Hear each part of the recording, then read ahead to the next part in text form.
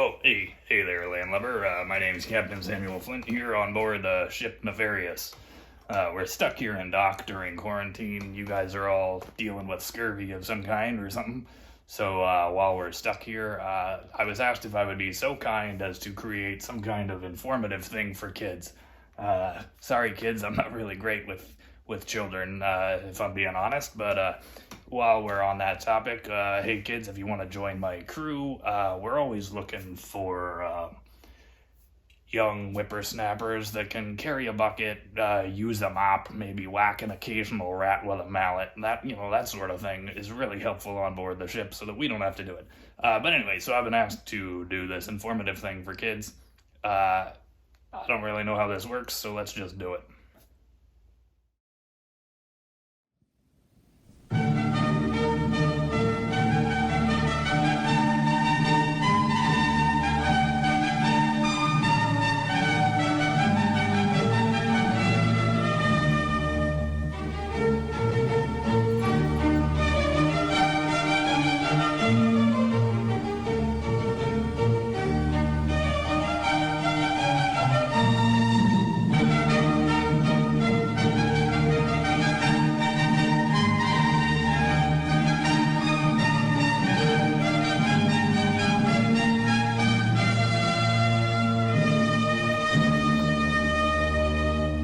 Good evening. I'm Mike Page. Tonight we begin a new club of prestige. A club where only the finest of society are admitted. A club known as the Quarantine Doodle Club. And you are invited. So won't you please join me in tonight's entry of the Quarantine Doodle Club? Alright, so I was asked to make a little demonstration for the kids or something, and I thought I ought to be teaching something useful like how to tie a knot or climb the rigging or something, but I was told no, that I should actually just show how to draw a ship. So here we go. Here's a useless skill for you. We're gonna start. Do you know how to draw a number 8? Not pieces of 8, but a number 8. So if you know how to do a number 8, you're gonna do that, but turn it on its side and stretch it out. So and don't do the whole thing. You're just gonna do what is that? 3/4 of the 8.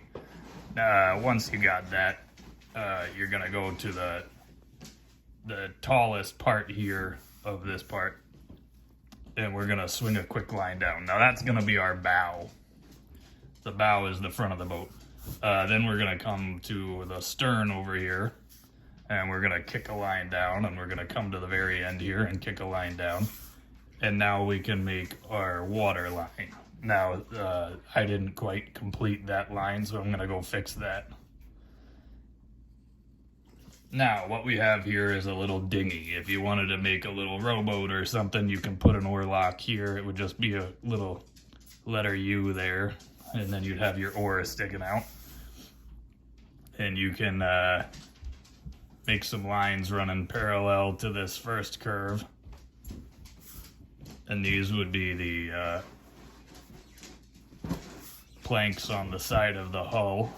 The hull is the body of the ship. Now, let's say you're saying, well, Cap, I don't want to make a little dinghy or a rowboat. That's not big enough. Let me move my mug there. All right, so let's say you're saying, I want to make this a real ship, not some dinky little thing. That's just fine. Now we're going to make the bowsprit sticking out the front there. And then you're going to come right to the middle of that letter, the number 8 there. And that's where you're going to put your main mast. So we're going to make a line up for the main mast there. And you can just do it real basic like that. And then what we're going to do next is now you're going to need some spars on your mast. Something kind of like that. And they're going to get a little bit skinnier as you go up. So something kind of like that. Next, what we're going to do is we're going to put the foremast up here. So somewhere in between the bow and the main mast there, we'll put another one like this. Now this one's going to be a little bit shorter than that main mast there. And maybe this one we'll just put 2 spars on it. Something kind of like that. Now, once we got this, we're gonna create what's called the flying jib. Now that's gonna connect to the bowsprit way out here and come up to your foremast there or something like that. And you can connect it with a little triangle like that that's a little bit curved. And then put another one of those right behind it, kind of like this. And you got another jib sail there. And that's what you want, something kind of like that. Now, next what you're gonna do is, I'm gonna have my sails kind of bunched up here. Now, I accidentally have too much of that mast showing through, but I'm gonna put some black sails on here anyway. So I can cover that right up with my black sails.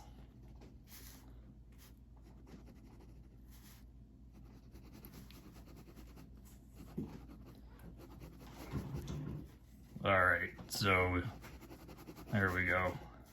Looks better already. And so again, these sails here are furled like that. If you want sails coming down, it would be something sort of like this.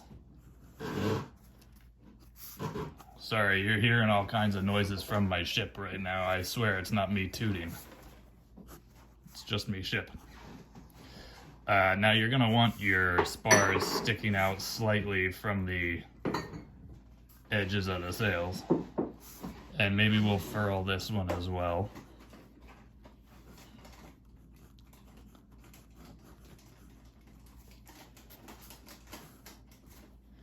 And if you'd like, you can now see I've got this oarlock here from demonstrating how to draw a rowboat, but that looks pretty silly now that we made it a real ship.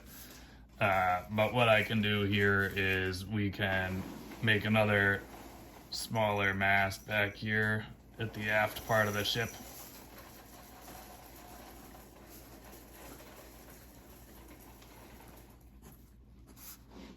And we'll put a couple more sails back here. And we'll furl this one as well.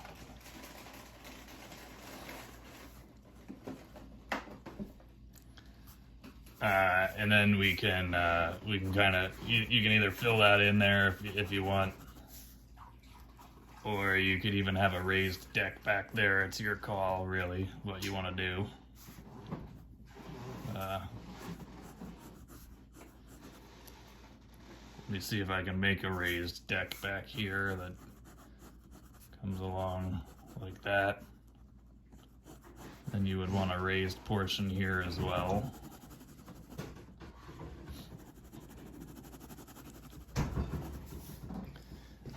Now, one major mistake that I usually see when people draw ships and boats and stuff is they'll put the sails with the wind behind them, obviously, so that you're moving someplace, and then what they do next is they make the pennants flying the wrong direction. So if you want to make your ship look right, you're going to have these pennants going with the wind, not against the wind, because that's what pennants would do. Now also, as this is going to be a self-respecting pirate ship, we're also going to put a pirate flag up here. We're going to put the Jolly Roger flying proudly. Something kind of like that. Fill it in with two eyes and a nose. Put a couple of teeth in there. And then you got to have your crossbones.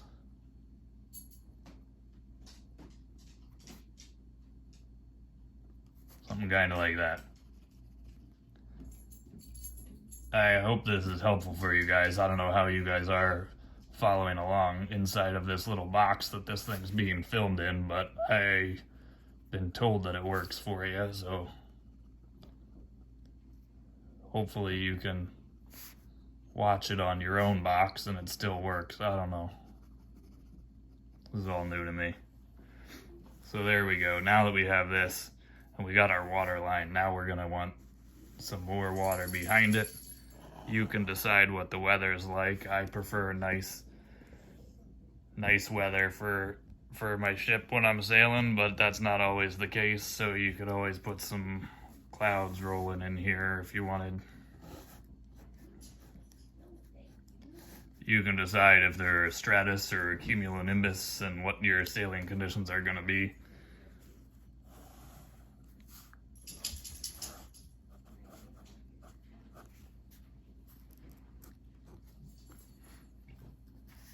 And we'll put a couple birds in here. Now, if you're seeing birds out at sea, then you must be fairly close to land.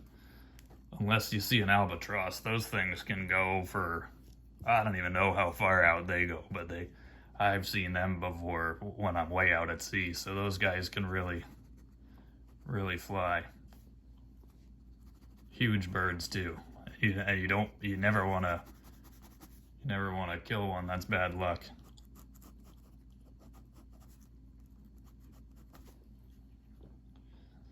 All right, and there's our pirate ship. Oh, you know what I forgot to put? You're gonna definitely want some cannons on here, so what I'm gonna do is I'm gonna put some squares. Now these are gonna be cannon ports. And if you want cannons showing, then you're just gonna put a circle inside of that with a filled in circle. And then fill it in around your cannon there. Something kind of like that. Now we got some firepower here. All right, so far I've only drawn 3 cannons. We'll make 4 on each side. That would make this an 8-gunned ship, because presumably there's also 4 on the other side. I think that's safe to say. And we also want to put one up here on the bow. That's the bow chaser. Put a small cannon up here. Let's just give the other guys a little scare and keep them moving along. Now, so that's how to draw a ship from the front so that it's coming towards you. And real quick in the background here, I'll do the same thing, but I'll draw the stern of a ship. So what we're gonna do for that is we're still gonna start with that number 8. But now, the tall part over here, we're gonna swing down like that. Now that's the stern. So this ship is facing away from us. And if you've got a big fancy brig, we'll bring this line up a little higher here. And maybe we'll hang some lanterns off the back. These are just going to be a couple rectangles here. And these would have candlelight inside so that they're visible. This helps identify our ships to one another. And again, we can put our cannon ports over here. Now this is even though it looks smaller because it's further away, this is actually a larger ship back here. And I'm going to have several decks here, so this one would actually have more than one row of cannons. We can put another set of cannons closer to the water line. Now this is the kind of ship they're going to be a lot slower through the water, but this looks like a ship of the line that's really not a pirate's best friend. These guys are usually from the British Navy or the French Navy or the Spanish Navy, and they got a lot of guns, even if they're slower through the water. So again, we're just gonna put a couple of lines for the mast. Now the main mast would be a little bit thicker than that, but again, I'm making this ship a little bit further away. And whatever the wind's doing over here, it's probably pretty similar on that other ship. So again, we're gonna make a couple pennants. And this one, like I said, it looks like it's a Royal Navy ship. So what we're gonna do here, we're gonna give this one the Union Jack. So we're gonna make a big X going across. and we're gonna put a line going across and up and down. So that one's gonna be a British ship. And they're no friend of mine, I'll tell you that. And then I'm just gonna fill in the back of this a little bit. Something kind of like that. And you'd be able to see a little bit of the keel sticking up here with the rudder happening. So I'm gonna make sure I show that. And the spine of the ship, kind of like that. All right, so there you go. There's the pirates facing off against the British. Now, if you wanted to have a battle going on, you're gonna just kind of make some explosions coming out of the cannons there, and we'll make a little bit of smoke. There's always lots of smoke. It usually lingers for a long time too, so by the time a battle's really going, you're almost fighting blind, really. The smoke just lingers over the water there. It's pretty crazy. All right, so there you go. How's this working? Now what do I do with this? How do you guys see this? All right, so we're all done now, and there you go.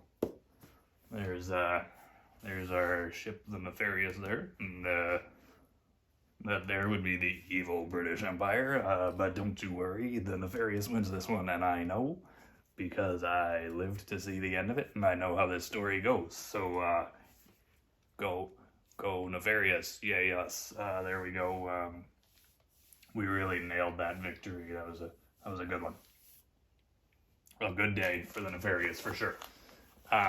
Anyway, how'd yours come out in there?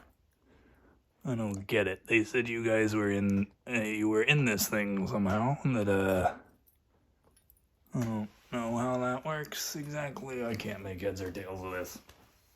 Well, anyway, I hope you guys had a good time and whatever. And I don't know. Hopefully, I'll see some of you folks joining the Nefarious soon, because it's a pretty lean crew right now. And once this quarantine thing's over, it would be nice to get back to the high seas. So happy sailing, everybody, and don't forget this quarantine nonsense. Just like everything else in a pirate's life, you come across some storms and some rough seas, but there's always smooth sailing on the other side, and red sky at night is a sailor's delight, and what have you. So we just got to see this thing through, and I promise you it'll be good on the other side of it.